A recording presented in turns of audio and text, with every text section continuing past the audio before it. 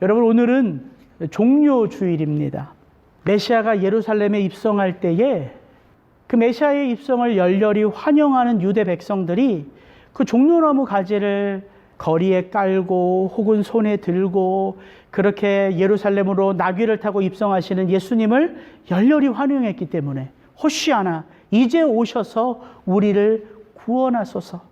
그래서 그들이 종려나무 가지를 흔들었다고 해서 팜 선데이, 종료주일로 지키고 있어요. 여러분, 이 종려나무는요, 구약에서부터 의와 아름다움, 승리, 안식과 풍요를 상징하고 있어요. 이게 종려나무의 의미예요. 근데 예수님 당시에 이 종려나무는 이와 같은 의미뿐만 아니라 이스라엘 민족을 상징하는 나무예요. 그래서 우리가 태극기 흔들면서 독립운동했던 것처럼 이들이 이 로마의 압제를 저항하는 마음의 심령으로 우리 유대 백성들은 견고하게 서 있다. 그 뜨거운 마음으로 종려나무 가지를 흔든 거예요. 그들의 그 열정을 누가 막을 수 있겠습니까?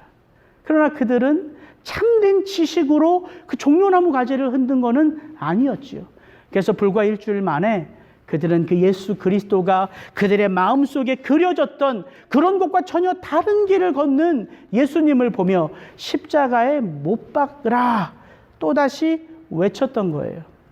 근데 참 재미있는 것은 이 종려나무 가지를 흔드는 백성들의 모습이 또 한 차례 성경에 등장하고 있다는 거예요. 그게 어디냐면 요한계시록이에요.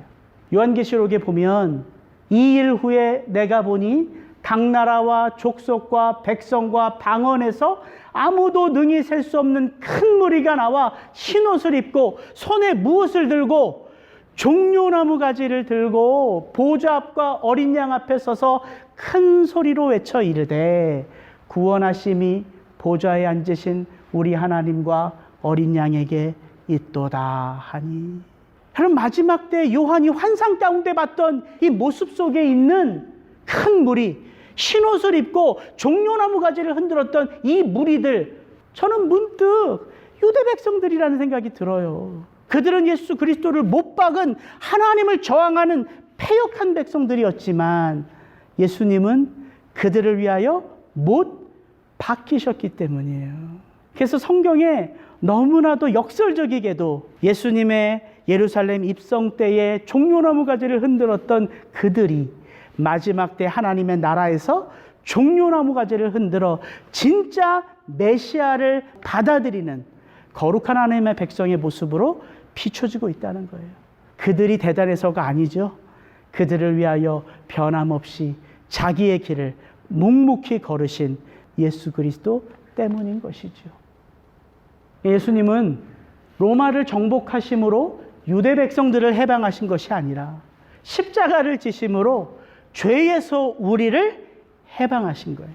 여러분, 예루살렘에 입성하신 예수님이 십자가를 지시기까지 아주 중요한 것을 하셨죠. 제자들과 더불어. 그게 무엇입니까? 복음서에는 두 가지가 나오죠. 최후의 만찬과 겟세마네 기도예요. 근데 요한복음에 보면 두 가지가 사실 더 나와요. 세족식과 대제사장적 기도예요. 요한복음 17장에 나오죠. 근데 하여튼간 예수님은 예루살렘에 입성하셔서 십자가를 지시기까지 아주 중요한 두 가지 의식을 행하셨어요. 최후의 만찬과 겟세마네 기도입니다. 이 최후의 만찬의 의미는 예수님이 왜 십자가에 죽으시는지, 그의 죽으심의 의미가 무엇인지를 가르쳐 주시는 거예요. 내가 왜 너희들을 위하여 내 살이 찢기어지고 내가 왜 너희들을 위하여 피 흘리는지 그 의미가 무엇인지를 가르쳐 준 거예요. 성경은 그것이 뭐라고 말하냐면 또 떡을 가져 감사기도 하시고 떼어 그들에게 주시며 이르시되 이것은 너희를 위하여 주는 내 몸이라. 너희가 이를 행하여 나를 기념하라 하시고 저녁 먹은 후에 잔도 그와 같이 하여 이르시되 이 잔은 내 피로 세우는 새 언약이니 곧 너희를 위하여 붓는 것이라.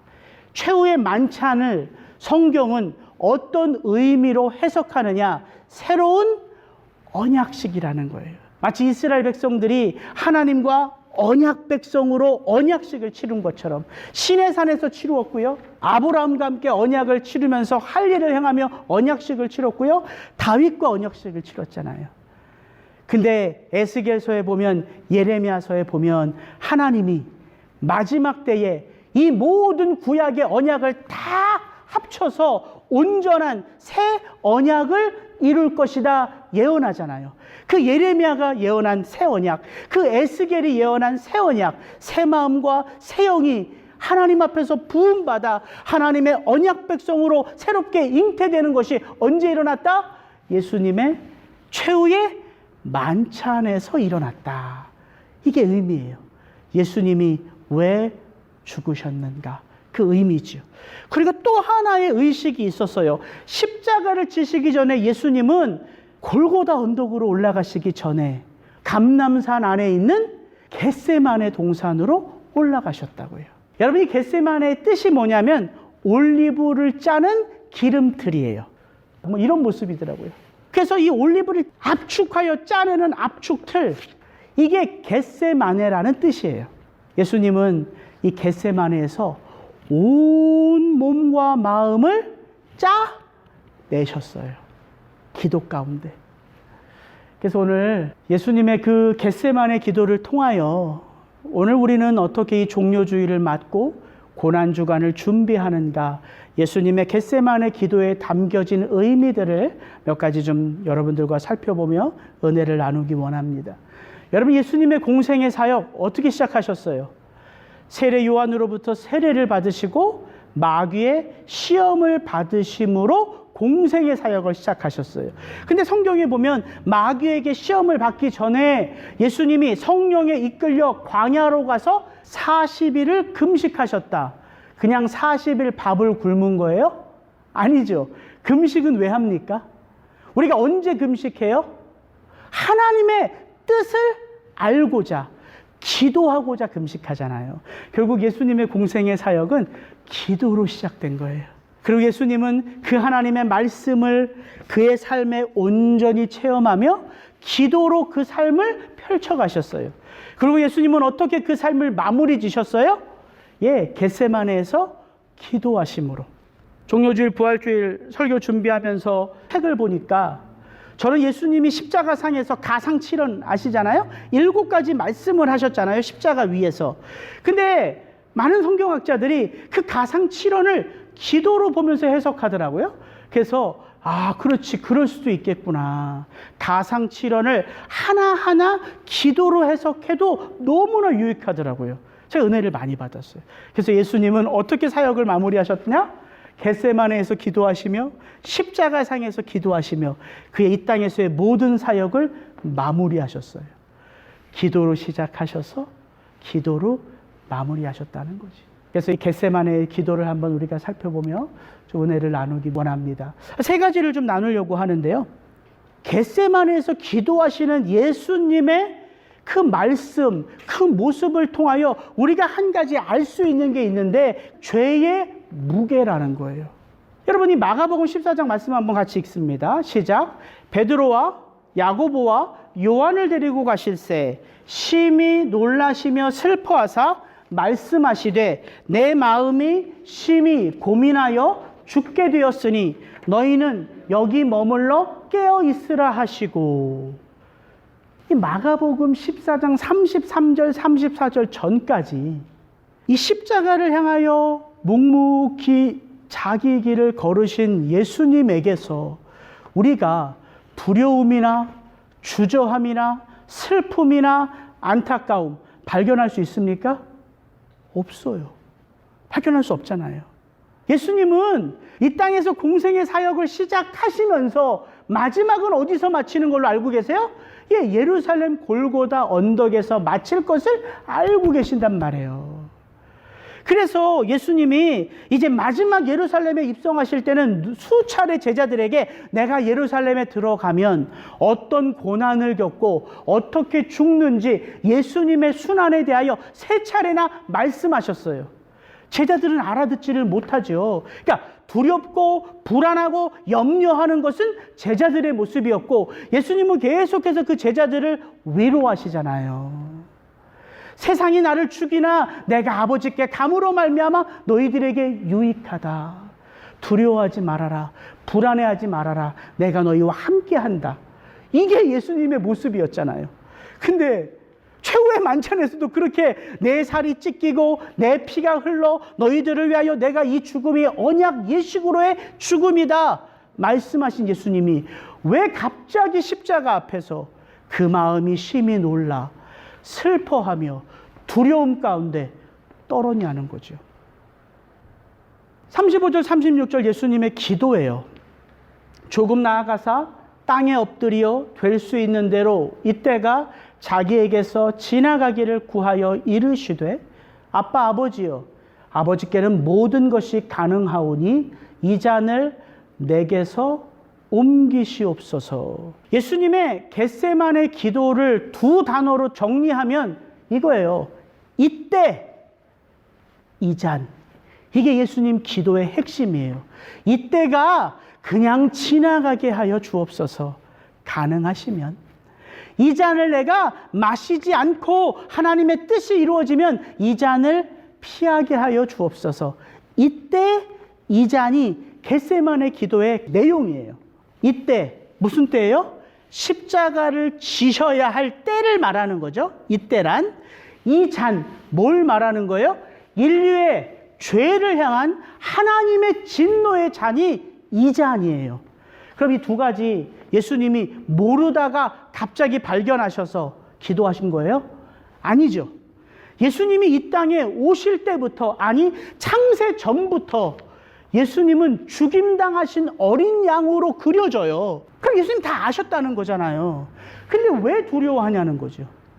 사랑하는 제자들에 대한 그들의 배신과 도망치는, 그래서 홀로 그 십자가를 지셔야 할 예수님 마음의 어떤 정서적인 박탈감 때문일까요?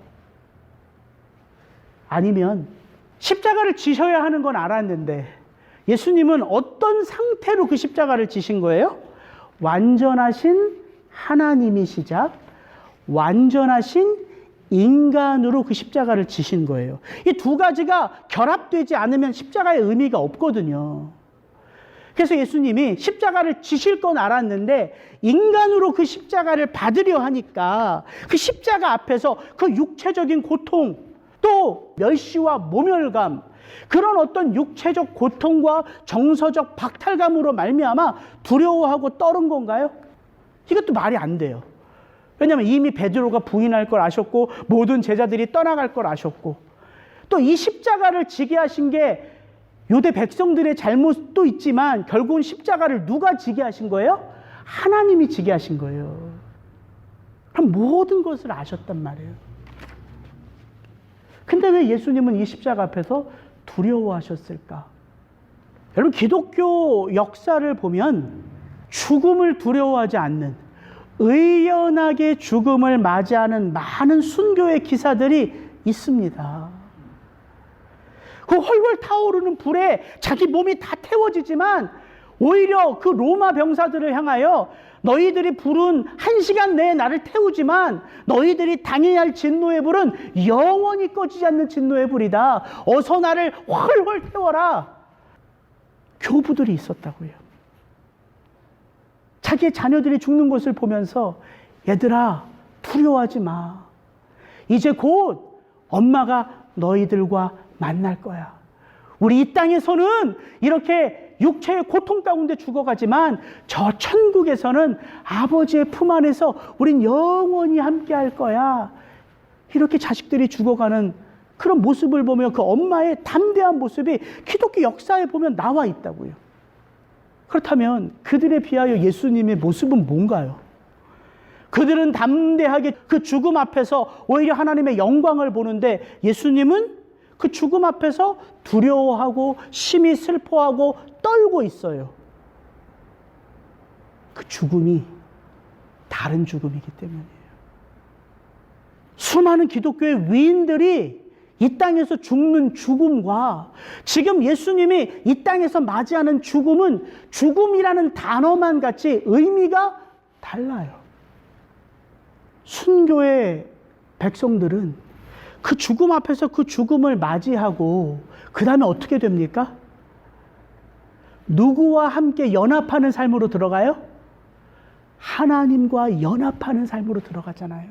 이 땅에서 성도가 죽는 것이 귀한 것은 죽음 이후에 진정 우리가 누려야 할 삶, 하나님 아버지와 영원히 함께하는 그 삶으로 들어가기 때문에 귀한 거잖아요. 그래서 그 성도가 죽음을 맞이할 때 우리가 불안과 염려가 아니라 담대함으로, 기뻐함으로, 감사함으로, 오히려 이 땅에 남겨진 자손들을 걱정하는 마음으로 그 죽음을 맞이하는 우리의 믿음의 선배들, 우리 아버지 어머니들 우리가 봐왔지 않습니까? 그게 성도의 죽음이란 말이에요. 죽음이 끝이 아니라 죽음이 진짜 아버지의 품에 가는 것, 그 품을 열어놓으신 게 예수님의 죽음이란 말이에요. 예수님의 이 죽음은 어떤 의미예요? 아버지와 연합하는 죽음이에요? 아니요. 한 번도 아버지와 분리된 적 없는, 아버지가 곧 나요, 내가 곧 아버지인, 영원부터 영원까지 온전히 하나이셨던 예수님이 이제 이 죽음을 통하여 어떤 것을 경험해요? 하나님과 완전한 분리를 경험한다고요. 정서적인 위축감이 아니에요. 예, 그런 마음이 예수님에게 있겠지요. 그래서 심히 슬퍼하셨지요. 가룟 유다의 배반을 말씀하시면서 민망히 여기셨잖아요. 육체적 고통 있으셨지요. 그분은 인간이시라니까요. 그래서 예수님의 이 마지막 예루살렘 입성하고 예루살렘에서의 예수님의 모습을 보면 하나님이신 예수님보다 더 부각되는 모습은 인간이신 예수님이에요. 사랑하시되 끝까지 사랑하시고 더 주지 못하여 안타까운 마음으로 그 사랑을 다 표현하시는, 그리고 민망히 여기시고 그리고 염려하시는 그 예수님의 모습은 하나님의 의연한 모습이 아니라 인간의 모습이란 말이에요. 그래서 그분은 분명 십자가에서의 그 육체적 고통을 견딜 수 없을 만큼 두려움이 그 마음 가운데 있었겠지만, 그런 정서적 박탈감, 육체적 고통이 아니라 진짜 예수님을 두렵게 했던 것은 뭐냐면, 한 번도 하나님과 분리되지 않았던 예수님이 이제 이 모든 인류의 죄를 받으시고 하나님과 분리되신 삶이란 말이에요. 이게 예수님을 두렵게 한 거예요. 그도 그럴 것이, 예수님은 어떤 분이에요? 죄 있는 육신의 모양으로 오셨으나 뭐는 없으신 분이에요? 죄는 없으신 분이에요. 죄가 뭔지를 모르세요. 그분은 하나님이시거든요. 그런 분이 온 인류의 죄를, 그 진노의 죄, 하나님의 그 진노가 쏟아지는 그 죄를 다 감당하실 때에 그건 예수님이 경험하셨던 삶이 아니거든요. 그래서 예수님이 그때 너무나 잘 아셨어요. 그 잔 너무나 잘 아셨어요. 그러나 그때와 그 잔이 진정 이때인지, 지금 이 순간인지, 지금 내가 마셔야 하는지, 그 모든 것을 하나님 앞에 물으셨다는 말이에요.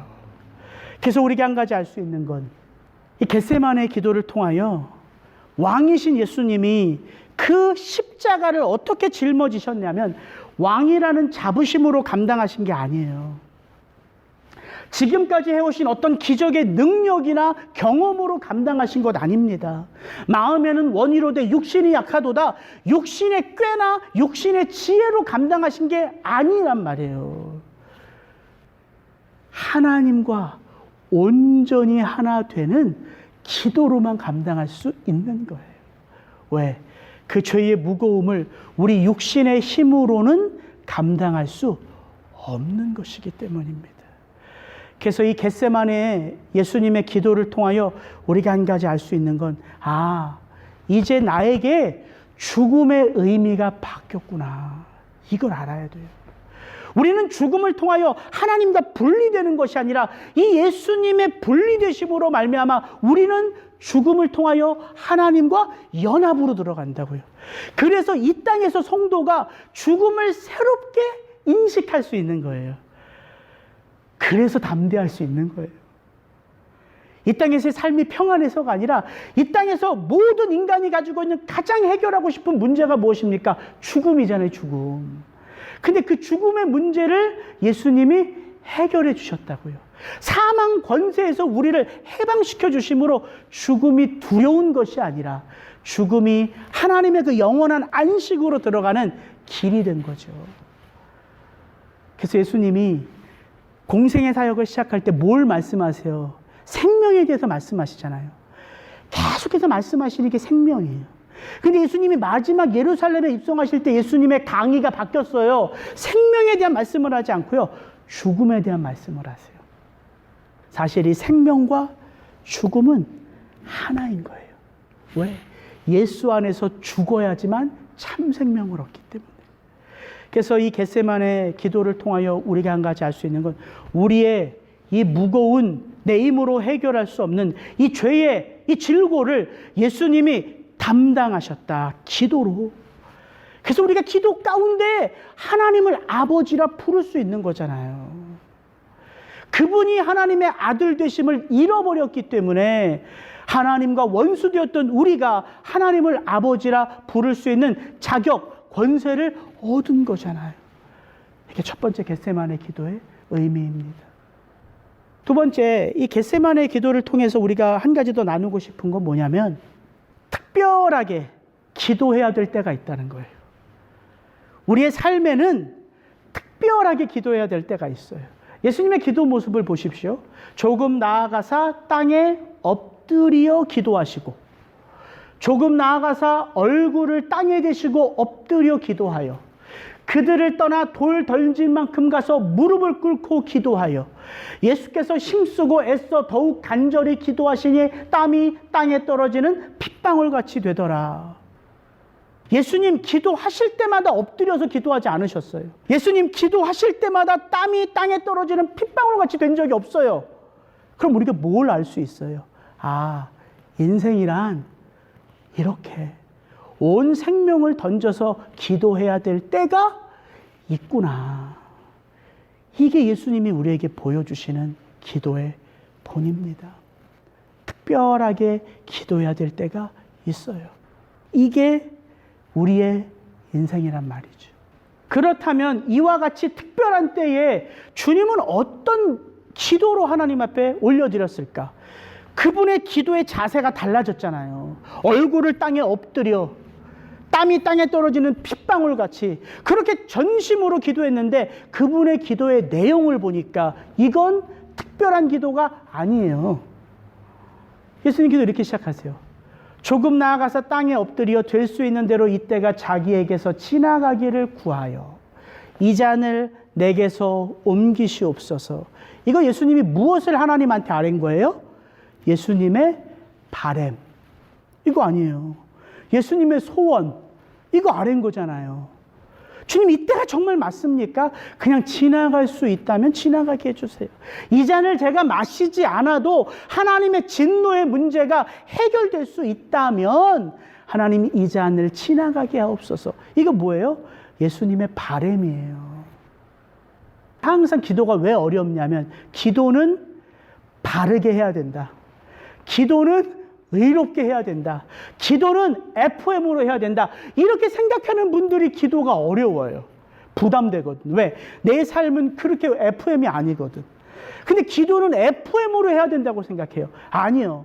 하나님이 우리에게 원하시는 기도는 완전한 기도입니까? 아니에요. 하나님은 우리가 완전하지 못함을 아신다니까요. 훅 하고 불면 사라질 먼지 같은 존재임을 아세요. 그럼 하나님이 우리에게 원하시는 기도는 뭘까요? 완전한 기도가 아니라요, 진실한 기도예요. 진실한 기도. 마음에 있는 생각을 그분 앞에 다 아뢰는 기도. 왜? 기도는 거기서부터 시작이 되거든요. 그 다음이 허물어질 때 하나님과 우리가 기도 가운데 소통이 돼요. 그러니까 예수님의 기도는 바램으로부터 시작해요. 하나님, 이때가 지나가게 하시고 이 잔을 마시지 않게 하시고, 이렇게 시작하면서 예수님은 그 하나님을 어떻게 불러요? 아빠, 아버지요. 늘 기도하시던 대로 아빠를 불러요. 그리고 이걸 잘 보세요. 아버지요, 아버지께는 모든 것이 가능하오니. 이거 뭐를 인정한 거예요? 하나님 아버지의 주권, 하나님 아버지의 능력. 예수님은 지금 하나님을 아버지로 부르고 있고요, 그 아버지의 주권과 능력을 인정하면서 기도하고 있어요.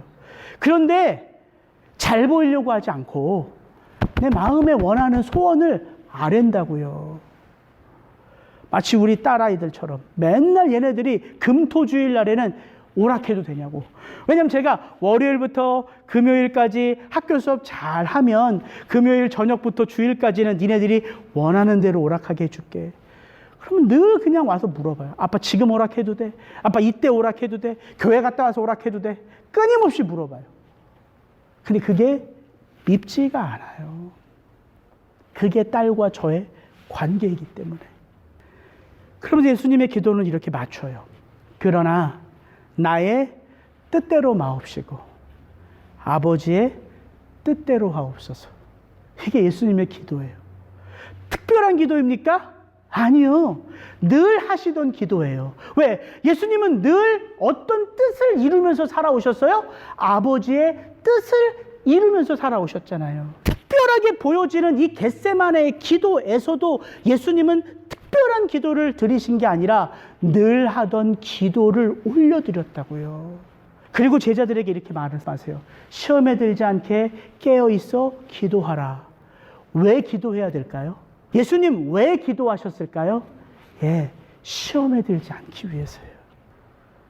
이 예수님의 십자가가 하나님과 예수님 사이에서만 지금 이 십자가의 길이 움직여지고 있는 게 아니라 지금 이 십자가의 길을 또 다른 어떤 존재가 끊임없이 하나님과 예수님 사이에 끼어들어 그 길을 엇가게 만들고 있어요. 그게 누구예요? 그게 사탄이잖아요.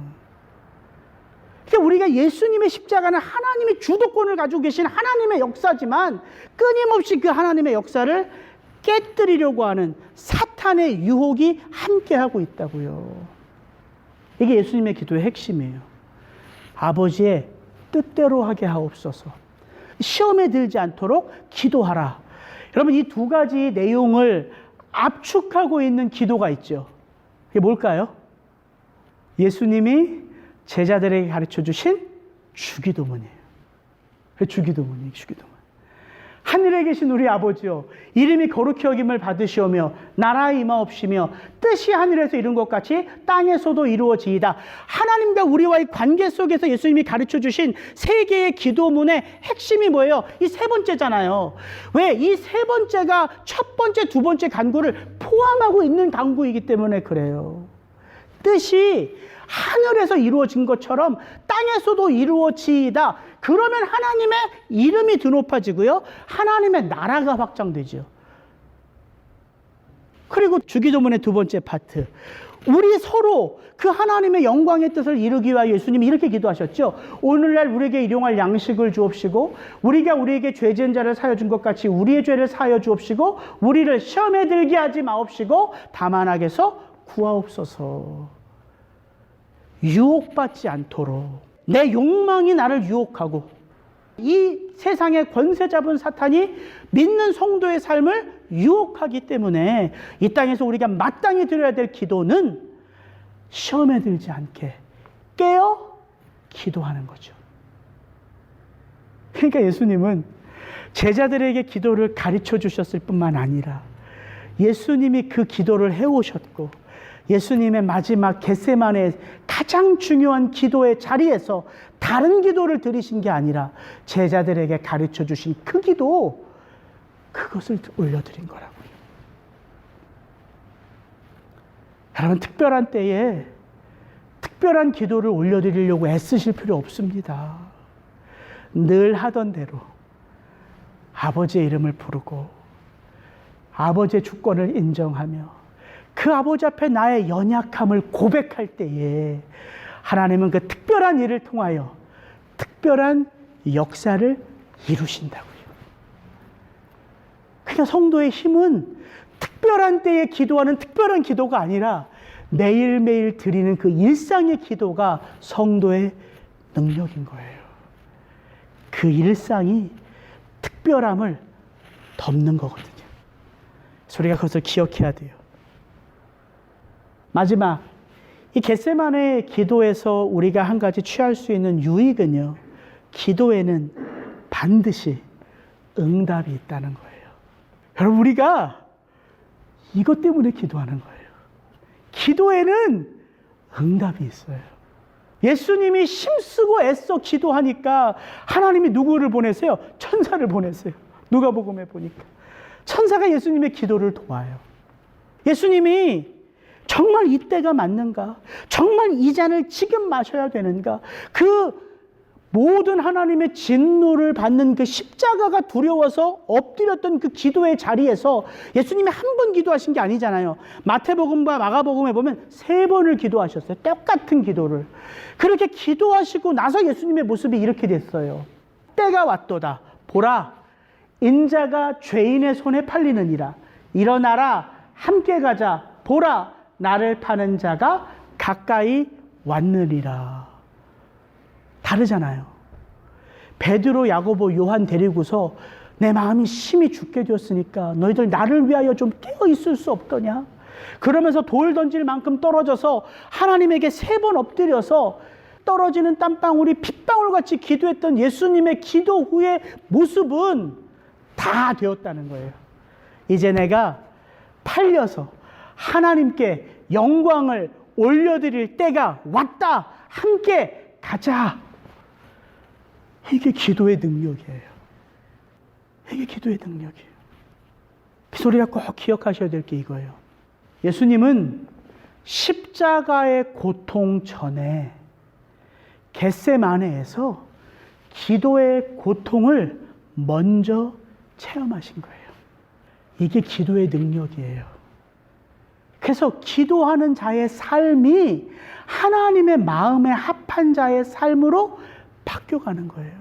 그래서 기도 없이 이루어진 그 어떤 성취도요, 사실은 완전한 성취가 아니에요. 몰라요.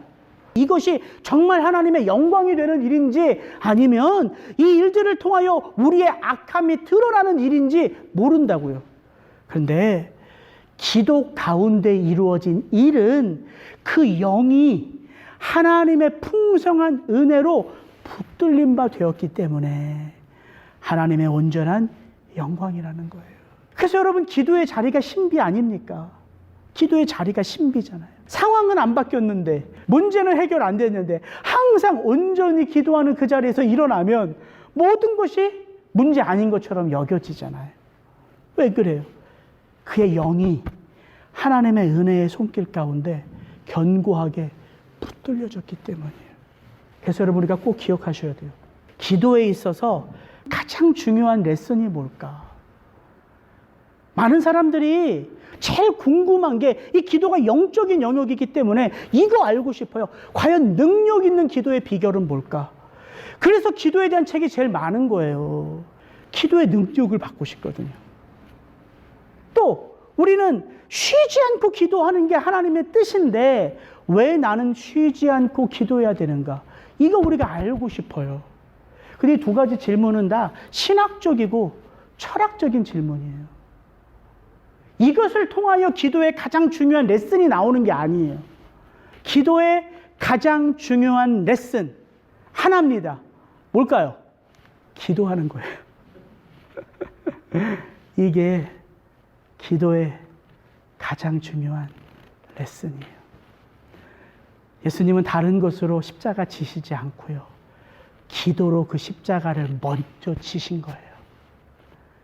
그 겟세마네에서 예수님이 기도로 십자가를 지셨기 때문에 신문과 박해와 모멸 뒤에 그 몸이 찢어지고 그 피가 터지는 그 십자가에서의 고통 속에서도 예수님은 하나님을 원망하지 않았고요, 이스라엘 백성들을 원망하지 않았고요, 예수님은 이렇게 기도함으로 당신의 삶을 마쳤습니다. 아버지, 저들은 자기가 무슨 짓을 하는지 알지 못하나이다. 예수님은 끝까지 중보 기도하셨어요.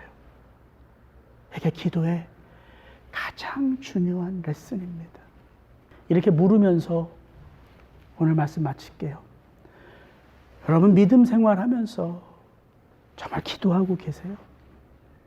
정말 매일매일 예수님의 형상을 닮아가고 싶은 마음으로, 내 사업이 잘 되고 싶은 간절한 마음으로, 우리 자녀들이 정말 하나님의 손에 붙들림 받아 하나님의 능력으로 자라가는 자녀들 되기를 바라면서, 여러분 정말 여러분의 마음 심령 속에 하나님의 뜻을 채워가며 기도하고 계십니까?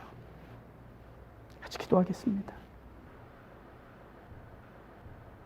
이 시간 이렇게 한번 기도하고 오늘 예배를 마치기를 원합니다.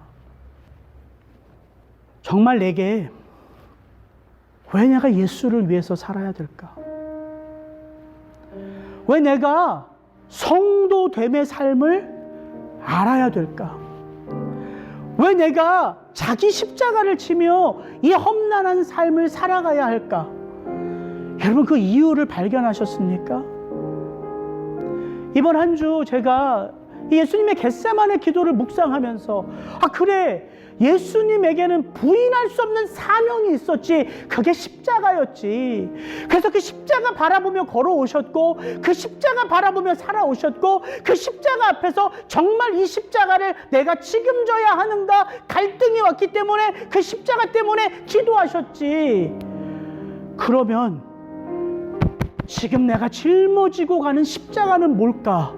제 자신에게 묻게 되더라고요. 뭐가 십자가일까? 리사운드 교회 섬기는 게 십자가일까? 이 교회 부흥시키면서 좀 뭔가 내 이름을 알려보는 게 십자가일까? 아니면 정말 우리 교회에 나오시는 정말 한 분 한 분들, 주의 은혜 없이 살아갈 수 없는 분들 옆에 있어주는 게 십자가일까? 내게 맡겨진 두 딸 잘 키우는 게 십자가일까? 뭐가 십자가일까? 그 어떤 것도 저에게 예수님처럼 기도하게 만들지는 않더라고요. 그래서 제가 깨달았어요. 이번 설교를 통하여 예수님이 내게 주시는 도전은 자기 십자가도 모르면서 목회하는 너, 자기 십자가도 모르면서 교회를 섬긴다고 하는 너, 십자가가 무엇인지를 돌아보아라 라는 깨달음이었습니다. 말씀을 듣는 여러분은 어떤 십자가를 지며 살아가고 계십니까? 이 시간 한번 기도했으면 좋겠어요. 주님, 저의 십자가는 무엇입니까? 같이 한번 기도하겠습니다. 그렇습니다. 아버지 하나님, 예수님의 겟세마네 기도의 의미가 무엇인지 나눌 수 있습니다. 예수님 기도로 그 십자가의 고통과 고난을 경험하셨다, 나눌 수 있습니다. 기도 외에는 이런 유의 능력이 나타날 수 없습니다. 나눌 수 있습니다. 그런데 나눌 수 없는 것이 저에게 있었습니다. 아들아, 너의 십자가는 무엇이니? 속 시원하게 제 마음속에서 고백할 수 없음을 제가 체험했습니다. 주님, 불쌍히 여겨 주옵소서. 과연 진짜 내 인생의 자기 십자가가 무엇인지도 모른 채 목회를 한다, 교회를 섬긴다, 가족을 섬긴다, 누구를 돕는다, 걸어가고 있는 이 부족한 종, 장님과 같은 종에게 주님, 내가 짊어지고 가는 주의 십자가가 무엇인지 주님 앞에 섰을 때에 속 시원히 말씀드릴 수 있는 그 십자가를 새겨주시고 알게 하시고, 그래서 고난 가운데서도 기도로 그 십자가를 질 수 있는 능력을 얻을 수 있도록 주님 은혜를 베풀어 주옵소서. 우리 리사운드 성도님들 한 분 한 분들 그 걸어가는 신앙의 길 가운데, 믿음의 길 가운데에 자기 십자가를 자기가 생각하는 것이 아니라 위로부터 그 십자가가 무엇인지를 부어지고 마음 심령 깊은 곳으로부터 그 십자가가 무엇인지가 깨달아지기에 하나님 앞에 기도하는 것이 기쁨이 되고 하나님 앞에 엎드리는 것이 감사일 수 있는, 진정 예수님처럼 우리도 그 고난의 십자가의 길로 나아가는 우리 성도님들 한 분 한 분 될 수 있도록 주께서 기름 부으시고 축복하여 주시옵소서. 주님 감사합니다. 이 시간 자리에서 일어나시면 제가 축도하고 오늘 예배를 마치겠습니다. 그렇습니다. 아버지 하나님, 교회라는 틀 안에, 신앙이라는 틀 안에 너무나도 익숙해져 있어. 무엇이 참된 믿음의 길인지, 무엇이 참된 십자가의 길인지조차 다 잊어버린 채 갈 바를 알지 못하며 믿음의 길을 걸어가고 있는 우리는 아닌가. 겟세마네 앞에서 오직 그것을 위하여 오셨고, 오직 그것 때문에 사셨고, 오직 그것에 모든 생명을 다 걸으셨음에도 불구하고 다시 또 이때가 그때입니까? 이 잔을 지금 마셔야 합니까? 겸손히 아버지 앞에 엎드려 기도하시는 그 예수님의 그 모습 그대로 저와 우리 성도님들 한 분 한 분들 기도하며 이 십자가의 길을 걸어갈 수 있도록 주께서 은혜를 더하여 주시옵소서. 이제는 우리 구주 예수 그리스도의 은혜와 아버지 하나님의 사랑과 성령의 교통케 하시고 하나 되게 하심의 역사가 우리를 위하여 기도를 가르쳐 주셨을 뿐만 아니라 우리를 위하여 기도하셨던 그 예수님의 기도의 본 그 겟세마네의 기도를 우리의 삶에 그대로 간직하며 주님 따라가는 한 분 한 분 우리 리사운드 성도님들의 삶 가운데 그들의 자녀들의 인생 가운데에 이제로부터 영원토록 함께 하시기를 축원하옵나이다. 아멘.